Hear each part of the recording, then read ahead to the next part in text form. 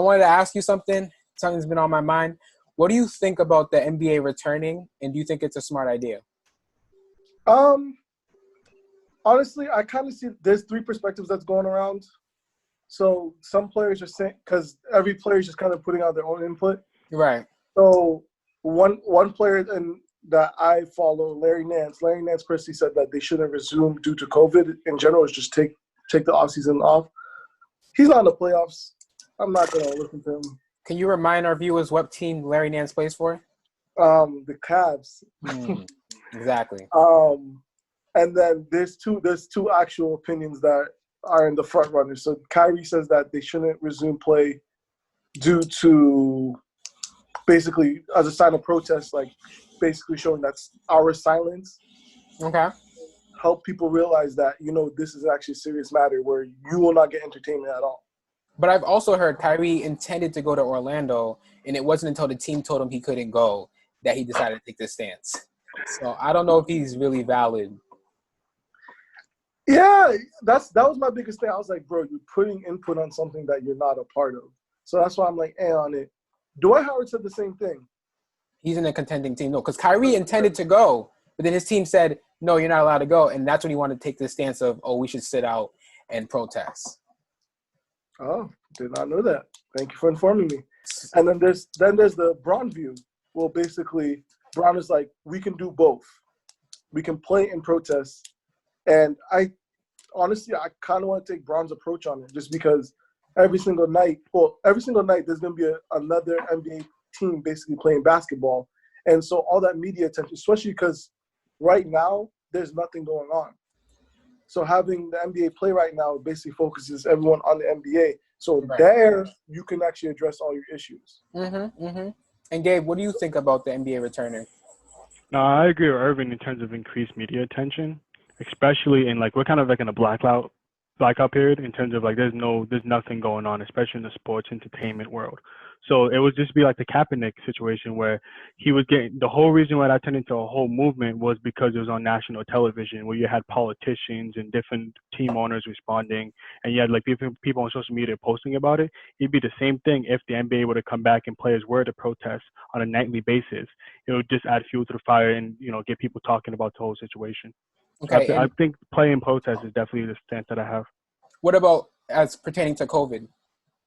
In terms of COVID-19, that's where the risk comes in because, large gatherings is how this thing spreads. So in one, Irvin seems to disagree.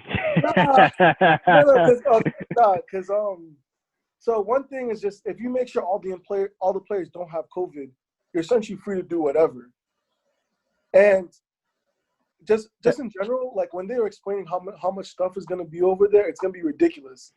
So the players have their own personal chefs. They have a players club, so if they want to go to the club, they can go to the club. There's going to be bowling alleys. You can go fish. You can go golf. Right. You know what I mean? There's going to be all these extra stuff. There's going to be a spa. Your trainers are going to be around. It's basically basketball all the time. And I heard they're going to be isolated too. There's going to be 3 months away from your family. So for us, the consumers, where are they having this?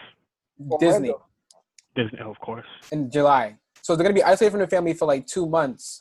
And it's for us, the consumers, all right, yes, we get to watch basketball. But there's people being taken away from their families for months at a time. It's not just a road trip.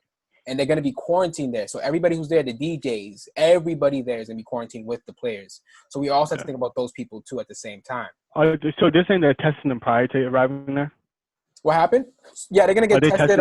They're going to get tested upon arrival. And throughout it, I heard they're going to have a bracelet that's going to detect the symptoms 3 days in advance. And it's 90% accurate. And I'm like, they have this type of technology, but we're also. I was going to say, where's that at? Yeah.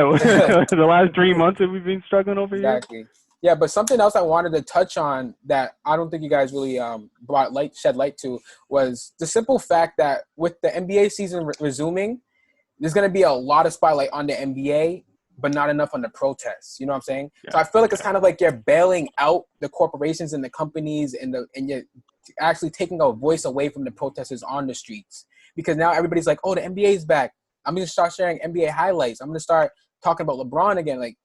Even for me personally on social media, obviously I have to show something that I love. But mostly I've been trying to keep my platform Black Lives Matter only just to basically voice my opinion. Because if the NBA comes back, it's going to take a hit no matter what. Do you think there can be a perfect balance? Like, what if those highlights become those protests that happened, just like the Kaepernick situation? At that particular time, all the highlights that were shared was the kneeling, and then going forward is all the players in different sports were kneeling along with him. The same thing could happen here, where like that can take off, like like a snowball into one mass, like awareness of what's going on. Not that anybody right now doesn't know what's going on. No, that'll definitely happen, but I feel like it'll probably just add fuel to the fire also for the All Lives Matter movement, because then they'll start seeing less. They'll obviously see that, but then they'll see more game highlights in their timelines. They'll start seeing more of that, and they'll be like, all right, this was just passing. We can just get through this. They're gonna think the Black Lives Matter movement was just a wave to get through, and that's what I'm afraid of. But I do believe people like LeBron can shed light on it. I think a lot of it has to be accountability on the players, and not just the players, because the players often step up. It's the owners, it's the producers, everybody that's involved in the production of producing a game. They all have to, like the announcers, everybody has to take accountability